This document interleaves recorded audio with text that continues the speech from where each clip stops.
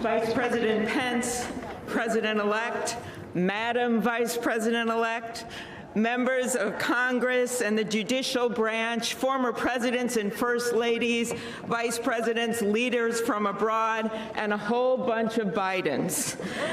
America, welcome to the 59th presidential inauguration, where in just a few moments, Joe Biden and Kamala Harris will take their solemn oaths. This ceremony is the culmination of 244 years of a democracy. It is the moment when leaders brought to this stage by the will of the people promise to be faithful to our Constitution, to cherish it and defend it. It is the moment when they become, as we all should be, guardians of our country. Have we become too jaded, too accustomed to the ritual of the passing of the torch of democracy to truly appreciate what a blessing and a privilege it is to witness this moment? I think not. 2 weeks ago, when an angry, violent mob staged an insurrection and desecrated this temple of our democracy, it awakened us to our responsibilities as Americans. This is the day when our democracy picks itself up, brushes off the dust, and does what America always does, goes forward as a nation under God, indivisible, with liberty and justice for all. This conveyance of a sacred trust between our leaders and our people takes place in front of this shining Capitol dome for a reason. When Abraham Lincoln gave his first inaugural address in front of this Capitol, the dome was only partially constructed, braced by ropes of steel. He promised he would finish it. He was criticized for spending funds on it during the Civil War.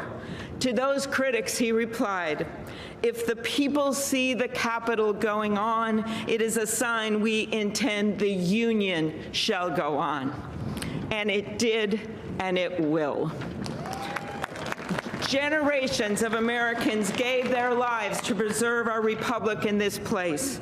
Great legislation to protect civil rights and economic security and lead the world was debated and crafted under this dome. Now it falls on all of us, not just the two leaders we are inaugurating today, to take up the torch of our democracy, not as a weapon of political arson, but as an instrument for good. We pledge today never to take our democracy for granted as we celebrate its remarkable strength. We celebrate its resilience, its grit. We celebrate the ordinary people doing extraordinary things for our nation, the doctors and nurses on the front line of this pandemic, the officers in the Capitol, a new generation never giving up hope for justice. We celebrate a new president, Joe Biden, who vows to restore the soul of America and cross the river of our divides to a higher plane.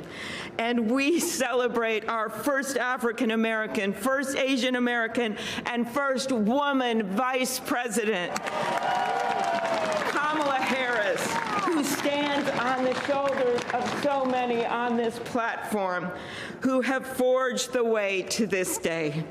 When she takes the oath of office, little girls and boys across the world will know that anything and everything is possible. And in the end, that is America, our democracy, a country of so much good. And today, on these Capitol steps and before this glorious field of flags, we rededicate ourselves to its cause. Thank you. Hey, NBC News viewers, thanks for checking out our YouTube channel. Subscribe by clicking on that button down here and click on any of the videos over here to watch the latest interviews, show highlights, and digital exclusives. Thanks for watching.